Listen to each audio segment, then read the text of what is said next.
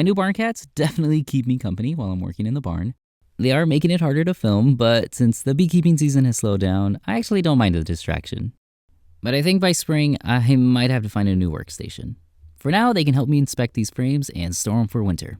So during the cold months, I remove the honey supers, the upper boxes where my bees store the honey I harvest. Since nothing blooms in the winter, my bees don't produce extra honey, so it's best to take the supers off the hives. So storing these honey frames properly is really important. The first step is to make sure the frames are completely empty and dry.